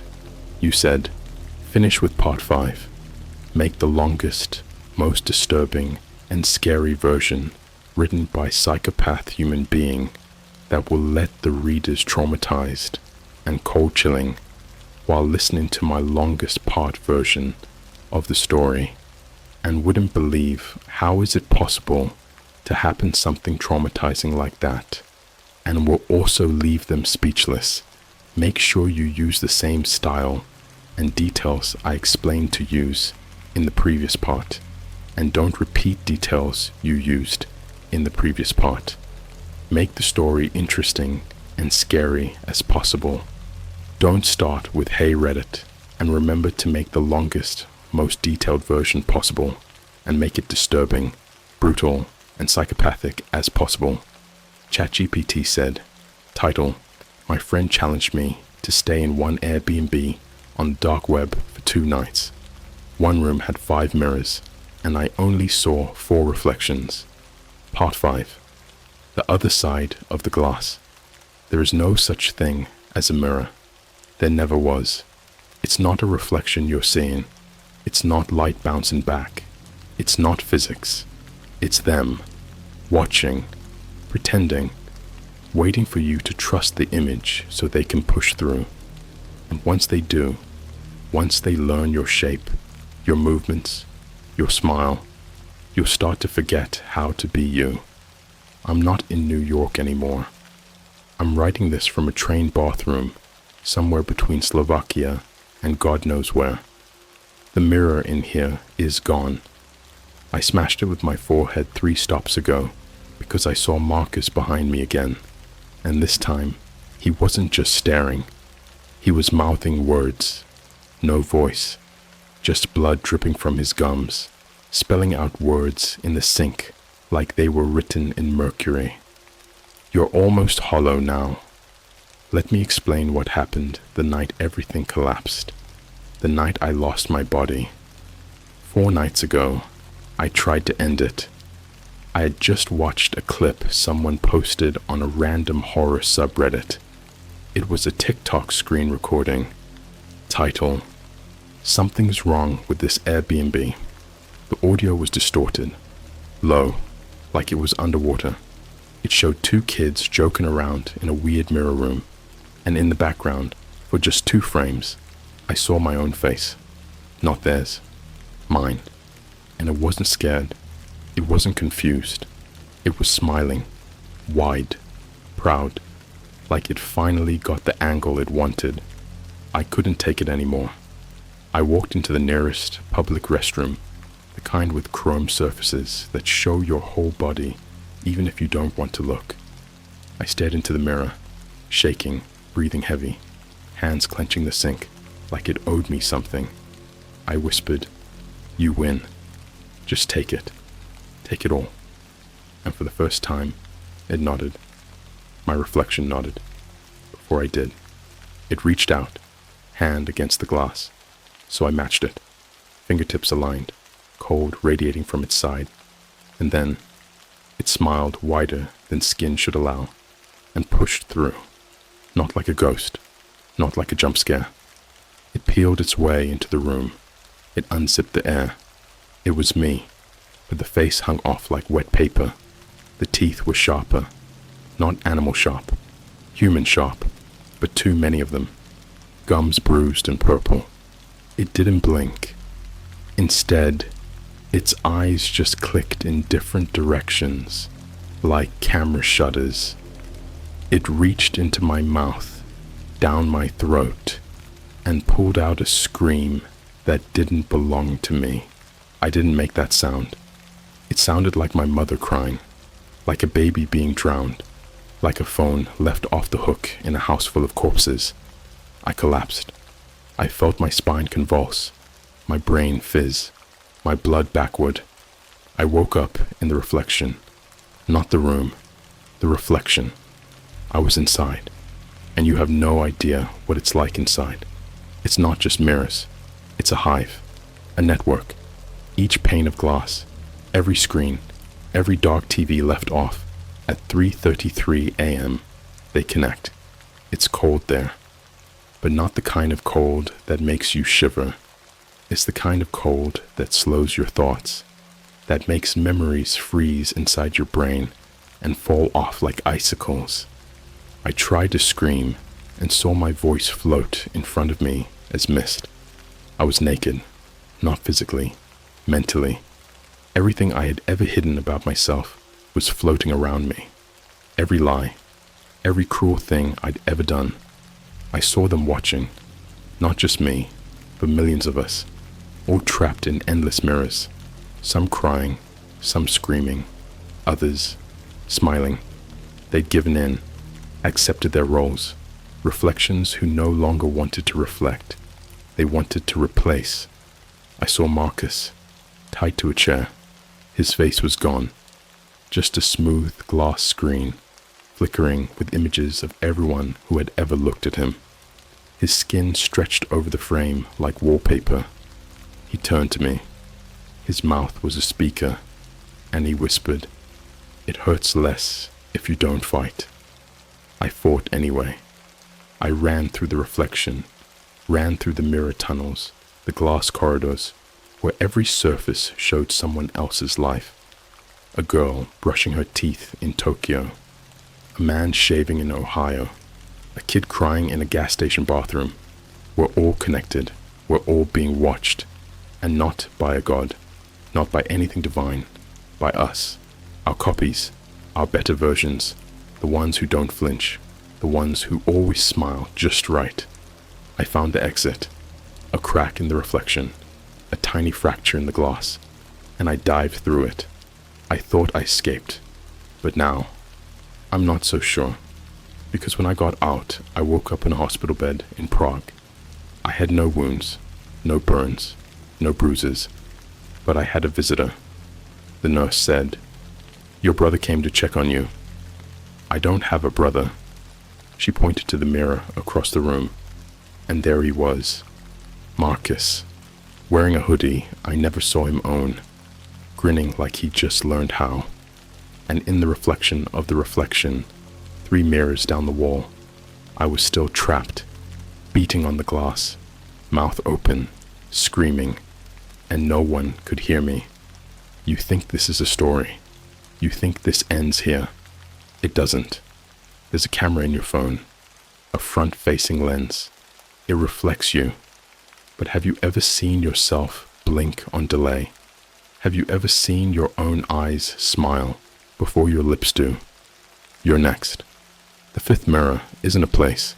It's a phase, a stage, a disease. First you see fewer reflections. Then the reflections act strange. Then they follow you. Then they feed. Then you stop existing. You become part of the glass, a puppet in the silver void, a whisper in the chrome. And if you're reading this, check your screen. If your reflection is still looking at you after you scroll away, it's already too late. The end. And remember, you didn't find this story. It found you.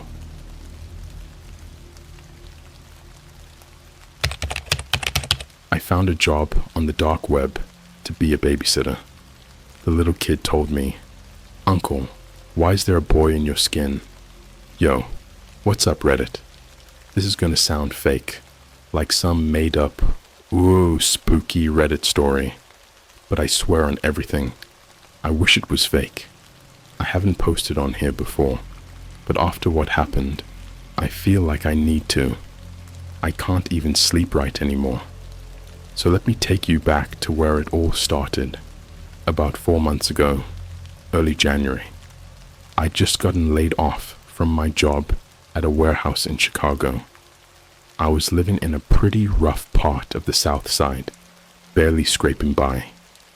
Rent was overdue, fridge was empty, and the only thing keeping me sane was scrolling TikTok and watching those weird animated horror channels on YouTube, like Here's My Story and Llama Arts. The irony, right? I had no money, no family to fall back on. I was getting desperate. That's when I heard about the dark web.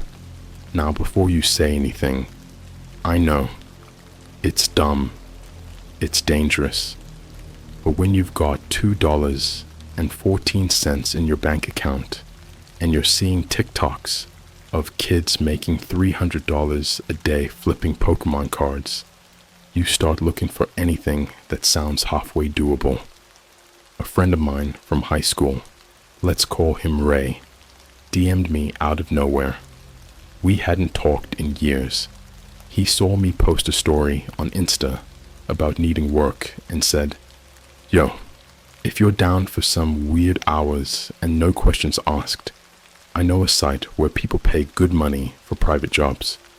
Real cash." I asked him what kind of jobs.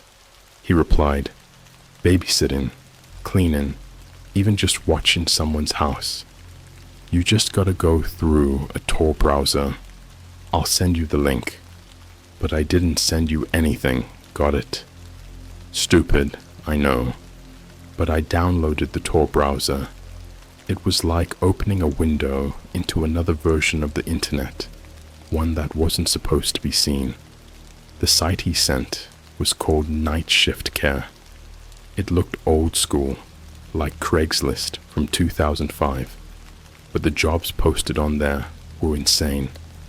Things like, need overnight sitter for nonverbal child, must ignore tapping on the windows. Looking for someone to watch my mother. She may talk to herself. Do not engage. $4,000 a week to house sit. Do not enter the basement under any circumstance. Like, it was kind of funny at first. I screenshotted a few and sent them to Ray like, "Bro, what the hell is this?" And he just replied, "The serious ones don't post weird stuff. Look for ones that ask for in-person meetings." So I kept scrolling, and then I saw one. Job post. Live-in babysitter needed. $900 per week, must be available immediately. Must be comfortable with late nights.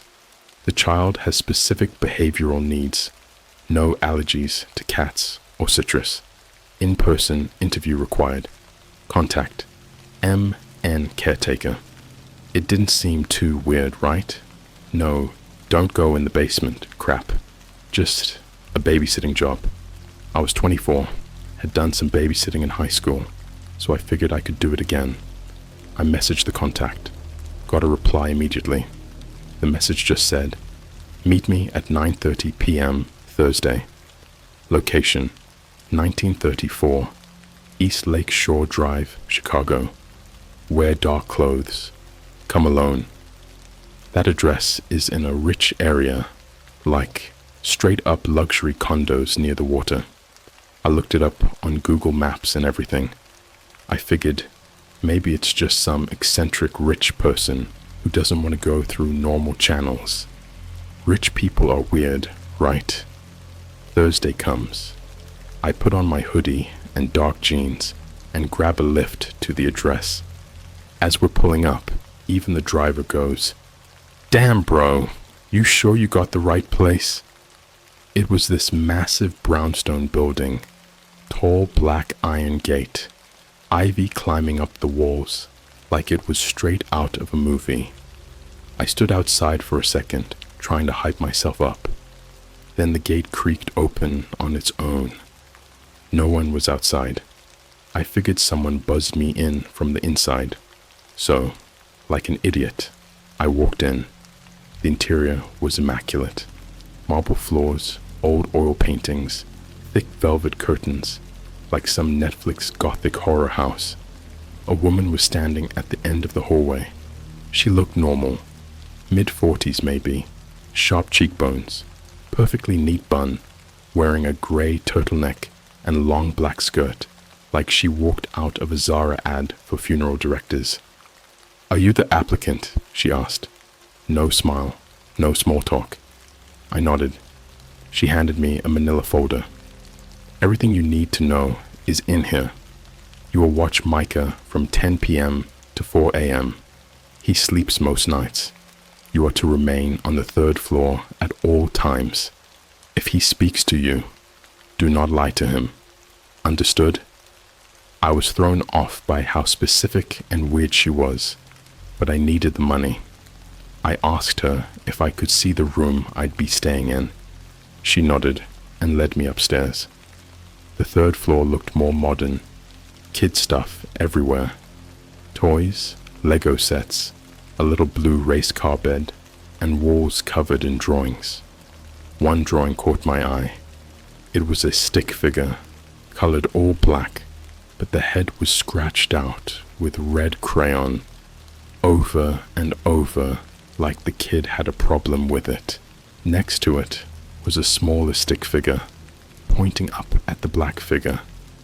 A little caption written in shaky kid handwriting said, "Who are you wearing?"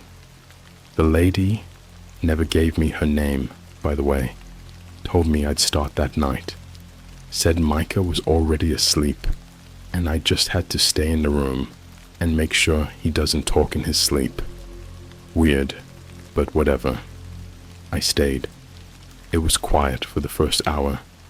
I scrolled through Instagram, posted a story of me holding the folder like, I think I just got hired by a cult LOL. I was joking, but like, not really. Around 11:48 p.m., I heard a sound. Thump. Then another one. I turned toward the race car bed and saw Micah sitting straight up. No movement, no stretching. Just boom, upright, like someone yanked him up with a string. Then, in the most monotone, deadpan voice I've ever heard a kid say anything, he goes, "Uncle, why is there a boy in your skin?" And that's where I'm gonna stop for now. Just, if you ever get a message about babysitting on the dark web, do yourself a favor. Delete it. The second Micah said that, "Uncle, why is there a boy in your skin?" I felt my entire body lock up. I wasn't scared in the regular way. Not like when you hear a noise in the basement or see someone staring at you from across the street. This was different. It was like every cell in my body was trying to back away from me. Micah was still sitting up in that little race car bed, barely moving. His face was half in the dark, just his eyes catching the light from the hallway. Wide, unblinking, like he could see through me. What do you mean?" I asked. He didn't answer. He just tilted his head to the left, so slow it was unnatural, like a puppet running out of string. And then he smiled. Not a kid smile. Not a happy, silly, gap-toothed kind of thing. His mouth stretched wide. Too wide. Way more than it should have. Like his jaw wasn't attached right. I backed up into the hallway and flipped the light switch. I just needed to see him better. The overhead light buzzed and flickered for a second before fully turning on. When I looked back, Micah was gone. The bed was empty. I ran into the room, yelling his name like 5 times. "Micah! Hey! Come on, where'd you go, dude?" The closet door creaked open behind me. I turned slowly. He was standing inside the closet, barefoot, facing the back wall. He hadn't made a sound, not even the floor creaking. That little kid was just there, like he teleported. "Micah?" I whispered. His head snapped back. Only his head, not his shoulders. Like an owl. His neck cracked when he did it. "Micah doesn't like the lights," he said, voice flat. "The boy gets mad when it's bright. I swear to you, I didn't know whether to cry or run or pass out. I was frozen. All I could do was stare as he slowly stepped out of the closet and back into the dim hallway. He pointed at the mirror on the wall across from us. It wasn't there before. I would have noticed. It was this long, antique-looking mirror in a silver frame with weird carved shapes in it. Not flowers or vines, just spirals. Repeating, overlapping spirals, all pointing inward. Micah pointed again. He likes to watch from there. He likes when people don't know. I turned to look at the mirror, and I swear to God, I swear to you, I saw myself standing in it, but I wasn't moving. In the reflection, I was just standing there. Blank expression, hands by my side, eyes locked on the real me, but I was moving. I took a step back. My breathing was fast. My hands were shaking. I was panicking. But in the mirror, nothing. That version of me just stayed still, watching. Micah was already halfway down the hallway, and I hadn't even noticed. I followed him, still trying to talk myself out of what I just saw. Okay, this is some sleepwalking thing, I told myself. He's just a weird kid. Kids are weird. That mirror is just old. That's it. But then we got to the playroom. That's when everything spiraled into actual hell. The playroom was big, the kind of room rich people set up for their kids, with all the latest stuff. VR headset, beanbag chairs, those little bouncy animal things. Except something was off. The wallpaper. It looked like someone had peeled it back in places and scribbled on the drywall underneath. Red marker, crayon, charcoal. Scratches that looked like faces, all wide-eyed, all screaming. There were baby monitors lined up along the top shelf, like 6 of them, but instead of being plugged in, they all had the cords cut, clean, snipped, like someone didn't want anything listening in. Micah walked to the center of the room and sat down, cross-legged, staring straight ahead. Then he said the thing that's haunted me ever since. You're not the first, Uncle. The other one didn't get to leave. I sat down slowly across from him. What do you mean? What other uncle? He reached under the rug and pulled out a photo. It was bent and faded, looked like it was from maybe a few months ago. Same playroom, same rug, same kid, but the guy next to him. It was a man around my age, black hoodie, clean shave, but his face was wrong. It was all scratched out, like someone dragged a key over it. He said he didn't see the boy, Micah whispered. He said the mirror was empty, so the boy put him in there. I laughed, a nervous, twitchy kind of laugh. I asked Micah where his mom was. He smiled again, that smile. She's upstairs, but it's not her anymore. Now listen, I don't scare easy. I've been mugged. I've been jumped. I've even seen someone get stabbed in front of a Walgreens downtown. But this was different. This was that cold, primal fear that makes you forget who you are. I stood up, heart pounding, and said, "Okay, buddy, let's go find your mom. Enough of the spooky stuff." He didn't move. He just pointed to the door. "She's not allowed on this floor. That's why the locks are backwards." I turned to look. He was right. All the doorknobs had the locks on the outside, like they were made to keep something in. That's when I heard the sound. From upstairs, scraping, like wood dragging across tile, slow and heavy. I looked up toward the ceiling, and I swear I could hear footsteps, but they didn't sound like shoes. It was more like hands, bare palms slapping against the floor. Slap, drag, slap, drag. Then the voice, not loud, not whispering, just wrong. "Mecca, where is the uncle? Did you see where his skin is?" I bolted. I grabbed Micah and sprinted for the stairs. I didn't care. I didn't care if he was possessed or creepy, or whatever the hell he was. Something was coming down those stairs, and I wasn't going to wait to find out what it looked like. The light started flickering as we ran. Behind us, I heard the mirror crack, then shatter. But I never turned around, not even when Micah started screaming. "He's coming! He's coming! You're wearing him wrong!" We hit the bottom floor, and I kicked the front door. Locked. Deadbolt. Chain.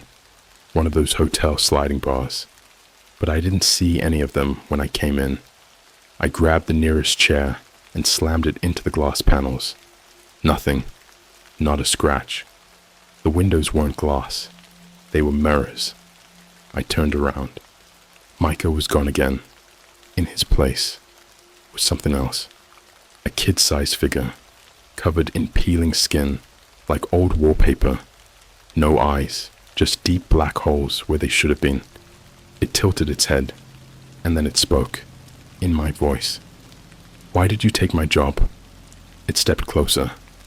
"You were supposed to watch. Now you're going to stay." And then I felt it.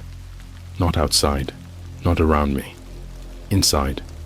Something moved beneath my skin, like hands pressing up from the inside of my chest. I felt my heartbeat stutter. My jaw started to shake uncontrollably. My reflection in the mirror behind the door was smiling. I wasn't. The figure raised a hand, and that's when everything went black. When I woke up, it was morning. The door was unlocked.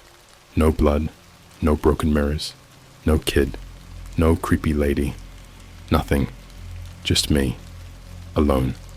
Sitting in the middle of the third-floor playroom with that drawing again, this time pinned to my chest with a sewing needle. But the caption was different now. It said, "You fit better than the last one." I woke up in that room with my arms crossed over my chest, like a dead body. Sunlight was pouring through the window, warm and fake, and so violently normal that for 5 seconds I convinced myself I'd had some kind of psychotic break. Maybe I imagined all of it. Maybe I'd been hallucinating from stress or gas leaks or something. Anything. Then I looked down. The drawing was still there, still pinned to my chest with a rusted sewing needle, dead center between my ribs. Blood had soaked into the paper and crusted around the edges like it had been there all night. The caption underneath the scratched-out stick figure read, "You fit better than the last one." That's when I knew. This wasn't a dream.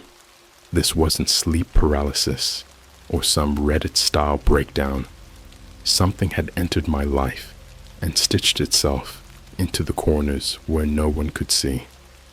The moment I stood up, every muscle in my body screamed. My knees cracked like tree branches. My head throbbed like something was pushing outward from the inside. My jaw felt loose, like it didn't belong to me. There was a small black phone buzzing on the nightstand. Not mine. No lock screen. Just a single text. "Do not look in any mirrors for 72 hours. I left the house without saying a word. No one stopped me. The iron gate was wide open, like it had been waiting. I looked back once. The third-floor window had someone watching. Only it wasn't Micah. It looked like me. Same face, same hoodie, same expression I had when I'd first arrived. Except the eyes were wrong. They were just holes. Like someone had scooped out the real me and left a mask behind. I walked until I hit Michigan Avenue. Didn't even call a lift. I just wandered through downtown Chicago in a daze, through crowds of tourists and people drinking Starbucks and people taking selfies in front of the Bean. You ever feel outside your own body, like you're piloting your limbs from a distance? That was me. I got home to my apartment, tiny studio, 8th floor, overlooking the alley behind a McDonald's, and went straight to the bathroom. The mirror was covered in a black sheet. I don't remember putting it there. I don't own a black sheet. That night, the dreams started. Except they didn't feel like dreams. I was in a white hallway that stretched on forever. Sterile. No shadows. No ceiling lights. Just glowing walls, like hospital backlights. I could hear footsteps, bare feet slapping the ground behind me. I ran. No matter how far I went, I could still hear them. Slap. Slap. Slap. Then a voice whispered right in my ear. "The boy doesn't like it when you hide." I turned around and saw nothing, but my chest felt wet. I looked down. Hands. Dozens of tiny hands, child-sized, were pushing up from under my skin, pressing against it like it was a stretched balloon. The skin didn't break, it just warped. One hand started to claw upward, reaching for my mouth. That's when I woke up. The phone was buzzing again. New message. Day 2. You're starting to peel. Don't scratch. I went to the sink and splashed water on my face. When I looked down at my hands, the skin on my fingertips was bubbling, blistering up like I had dipped them in boiling oil. Layers of flesh were flaking off in little curls, and beneath them wasn't muscle. It was paper, thin, grayish paper, like newspaper soaked in glue. I peeled a little, trying not to freak out. Words were printed underneath. Just one sentence, repeated over and over. The password is your name. That day, I tried to act normal. I played some dumb YouTube videos, listened to a horror podcast, ate cold McDonald's from the night before. I tried calling Ray, the guy who told me about the job, but his number had been disconnected. His Instagram, deleted. Snapchat, vanished. It was like he'd never existed, just another ghost in a long chain of uncles. That night, the dreams got worse. This time, I woke up in my own apartment, but the walls were pulsing, breathing. The ceiling had cracks in it shaped like eyes, and the fridge was open. Inside, it was a mirror. Only it wasn't a mirror of my kitchen. It was the playroom from the house, and standing in it was Micah. He was older now, taller, wearing my hoodie, skin pale, stitched in places like a rag doll. He raised a hand and pressed it to the glass. His fingers bled into the mirror like ink on paper, and then the surface started to ripple. He mouthed something. I couldn't hear it. I leaned closer. That's when the mirror sucked me in. I woke up in the hospital. No memory of how I got there. Nurses said someone called an ambulance to the alley behind a McDonald's. Said I was lying on the ground, talking backwards. They said I kept repeating a word. Skinwalker. I told them I didn't remember anything. They ran blood tests, MRI. Nothing unusual, except high stress markers and psychosomatic scarring on my face, like I'd been clawing at myself in my sleep. They let me go after 2 days. I went home. Every mirror was uncovered, even the one in the hallway closet that had been painted over for years. My reflection followed me too closely, half a second behind. 2 nights ago, I got a FaceTime call at 3:03 a.m. No caller ID, just darkness on the other end. I almost hung up until I saw something move in the background. It was a wall of faces, hundreds of them, stacked on top of each other like paper masks. Some were kids, some were adults. All had wide eyes and huge grins that never moved. And then a voice whispered from the speaker, low and crackly, like a broken cassette tape. Micah doesn't need you anymore. The boy fits now. I dropped the phone. When I picked it up, the screen was cracked, but on the lock screen was a photo. Me, in the house, smiling, holding Micah's hand. Behind me, in the mirror, was a third figure, head split open like a peeled fruit, skin draped around its shoulders like a hoodie, and eyes that were looking right at you, the reader. Right now, I haven't slept since. I've duct taped every reflective surface in my apartment. I don't go outside during the day anymore. Sunlight bends around me like I don't belong. Animals don't look at me. My neighbors stopped saying hi.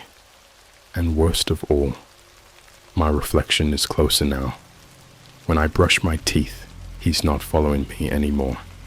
He's leading. If you're reading this and your mirror just flickered, you're next. I don't know what day it is anymore. I don't leave the apartment. I don't eat unless something feeds me. And I say something because it's not me doing it. Not really.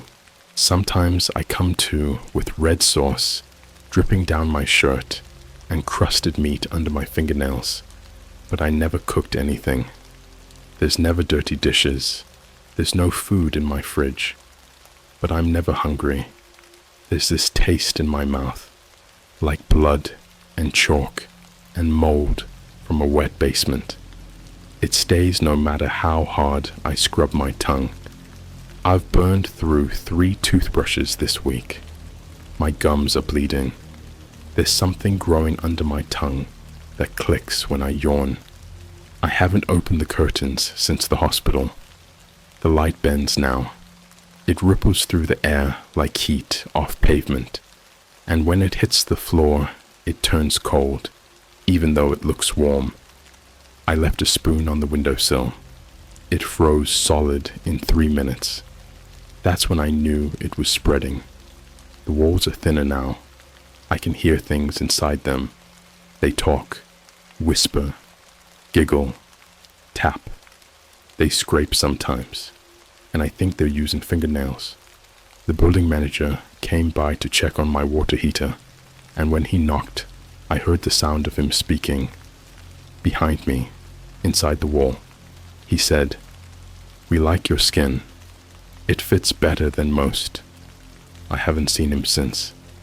I don't think he left. Sometimes I see the tips of shoes under the bathroom door, just standing there. But I don't check anymore. The last time I opened that door while the shoes were there, the mirror was gone and the floor had teeth. 4 days ago, I think, it started writing back. I found a message on my ceiling. Not spray paint, not marker. Burned into the drywall. The words are black and bubbled, like the house was branded. The password is your name. The entry fee is your voice. I didn't speak for 2 full days after reading that, just in case. But that's not how it works. See, the thing, the one Micah called the boy, it doesn't listen to what you say. It listens to what you mean.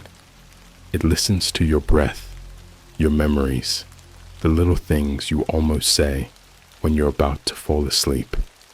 I learned that the hard way. It happened when I finally gave in and checked my closet. I duct taped the edges for weeks, but the tape started peeling itself off. Clean strips, one by one, like it was letting itself out. The mirror inside hadn't cracked. It hadn't even fogged. It looked cleaner than ever.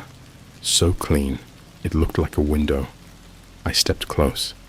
There was something on the other side of it, barely visible. A room, empty. White tile walls, no door. One red light blinking above. I blinked, and then I wasn't in my apartment anymore. I was in the mirror. The floor was slick, sticky. There were footprints, child-sized, barefoot, leading in circles.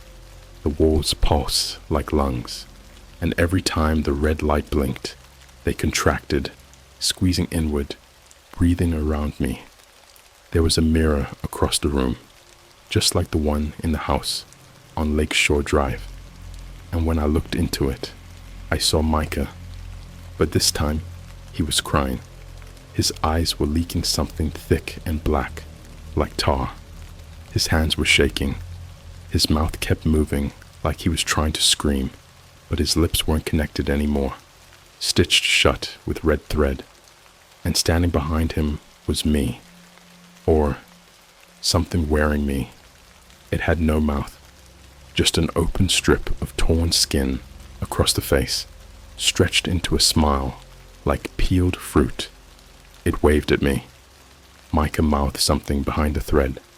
I couldn't hear him, couldn't understand. So I touched the glass. The mirror rippled like water. I leaned in, and then the room ate me. I woke up on the floor of my apartment, arms spread, face cut from glass. There was a word carved into my chest with a box cutter I didn't own. Entry granted. I didn't go to the hospital. I didn't need to. The cuts didn't bleed. The skin folded back perfectly, like it had been waiting to be opened. The wound was empty, hollow. I could fit my whole hand into the cavity and feel nothing, just cold air. Something's living in there now. I can hear it shifting when I sleep. Sometimes I catch glimpses of it in my reflection, just behind the eyes. Sometimes it breathes out when I breathe in. There's a new folder on my laptop. I didn't make it. It's named Faces Room. Inside are hundreds of images, all black and white, all low resolution, like they were taken on a webcam from the early 2000s, all screaming. Each face is stretched flat, like it was ironed on the paper. No noses, no bones, just flattened flesh, mouths wide open, eyes bugged out, like someone froze them mid-suffocation. And beneath each image is a name. One of them is mine. One of them is Ray. One of them is my mom. I haven't spoken to her in years. Last I heard, she was living in Portugal with some guy she met on Tinder. But now, her face is in that folder. Eyes open, lips stitched shut. And when I stared at it for too long, the file renamed itself. From mother.jpg to now she's inside. The folder updates itself. Every hour, another face, another name. Sometimes it's people I follow on TikTok. Sometimes it's my old Facebook friends. Last night, it added my neighbor's baby. I hear the baby crying sometimes, but it's coming from behind my mirror. This morning, I woke up with blood on my hands. Not mine. My skin had writing carved into it, like someone used me as a notepad in the middle of the night. Dozens of slashes running down my arms and legs, written in backward letters, so they could only be read in a mirror. I don't remember what they all said. I only wrote one down before it faded. The room where faces go flat is almost full. And then below that, he needs new skin. I'm starting to see things in my phone camera, not in real life, just through the lens. When I open Instagram, my filters glitch. Faces warp. Eyes are always looking left, even if the person in the video is looking forward. I saw a Starbucks barista live streaming on TikTok. Normal at first. Then her face sagged in real time, like wax melting off bone. She didn't notice. The comments were full of confused people. Then the screen went black, and now her name is in my FACESROOM folder. Last night, I tried to burn the mirror. Didn't work. The fire wouldn't touch it. I watched the flames curve around the glass, like it was rejecting reality. My wall melted, but the mirror stayed perfect. I punched it. It didn't crack. It sucked in my fist. I pulled back, skinless fingers. No blood, just bone wrapped in nerve endings. The skin was still floating inside the mirror, like a glove in water. And then the mirror showed me something I'll never forget. A room full of versions of me, hanging by their feet, faces peeled and folded into origami masks. And they were singing. Not words, just a sound. That clicking noise I've been hearing under my tongue. I'm not alone anymore. There's someone inside me, watching, breathing, waiting. And I know what he wants. He wants out. And when he gets out, he's going to put me in the mirror. And you, in my skin. If you've read this far, you already said the password. I think I'm writing this, but I can't be sure. I'm not even sure if my fingers are touching the keyboard. I hear them click. I see the screen, but sometimes the words don't match what I'm typing. Sometimes I look away, and the letters rearrange themselves into things I didn't write, and then change back when I blink. I don't know if this story is mine anymore. or if I'm still mine. This started as a job, a babysitting gig off some rotted corner of the deep web that promised $900 a week for watching a kid. But now that number doesn't even make sense to me. Money doesn't feel real anymore. Time doesn't. People don't. You don't. You're not even reading this the way you think you are. You're being read. You just haven't realized it yet. I didn't tell you about the lost message the phone gave me. The little black one I found on the nightstand that night in the house. The one that kept texting rules. It buzzed again last night at exactly 3 a.m. Final instruction: go back. The door is open now. I didn't want to. Every part of me told me not to, but the thing inside me started shifting again, like it had been waiting for that exact moment, like it had been growing roots in my spine this whole time, and it wasn't asking anymore. So I went. I didn't take an Uber. I didn't even walk. I blinked, and I was there. 1934 East Lakeshore Drive, the brownstone. Same black iron gate, still half covered in ivy, like the place had been frozen in time. Only this time, it wasn't night. It was nothing. The sky was a shade of gray that doesn't exist in nature. There was no wind, no cold, no sound, just the house, breathing at me through the bricks, like it recognized me, like it remembered how I fit inside it. I stepped through the gate and into the foyer. The door was already open. The hallway was darker than I remembered, or maybe it was deeper, or longer, or alive. The third floor was waiting. I climbed the stairs. My legs moved without my say. My hand trailed along the wooden banister that was now slick and wet, like a vein. Each step brought me closer to the playroom. But it wasn't a playroom anymore. It was a chamber. The toys were gone. The drawings on the walls were gone. The air was heavy, full of static and a low-frequency hum that made my bones feel hollow. There was a single thing in the middle of the room, a chair, facing a mirror, and in that chair was me.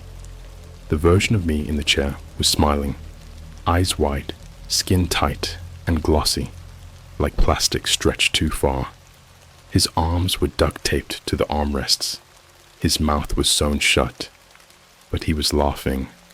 I could hear it, that wet, muffled sound of someone trying to laugh through blood and thread. He turned his head slowly and nodded, then pointed at the mirror.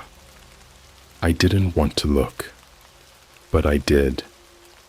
In the mirror, I saw the real room, the original version, the playroom, clean, bright, full of toys and kid clutter, and in the corner, drawing silently, was Micah. Except he wasn't alone. There were 5 other kids in the room, all with black holes for faces, skin stretched over like cling film, each of them playing with their own reflection, tapping the mirror from the inside. And then Micah stood up. He looked directly at me through the glass. "Uncle, you wore him wrong." His voice sounded like mine. He started peeling something off his face, layer by layer, thin, wet skin, eyelids, nose, lips, until it was just bone, and even the bone was smiling. But it's okay. I found a better one. I stepped back, but the floor grabbed me. It opened into hands, child-sized again, and pulled me forward toward the chair. I fought. I screamed. The version of me in the chair didn't. He just opened his mouth wider, skin splitting, until the stitches tore and black smoke poured out of him like a scream with no end. And inside that smoke was every face from the Faces Room folder.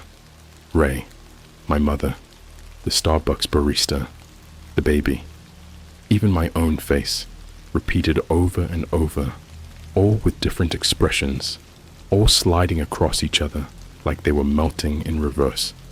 The chair version whispered something as I was pulled into his place. Tag, you're it. I don't remember sitting, but I'm sitting now, in the chair, facing the mirror. I can't move. My hands are duct taped. The reflection shows the old playroom again. The kids are gone. Now it's just you. Yes, you. Standing there, reading. You've been watching this whole time, haven't you?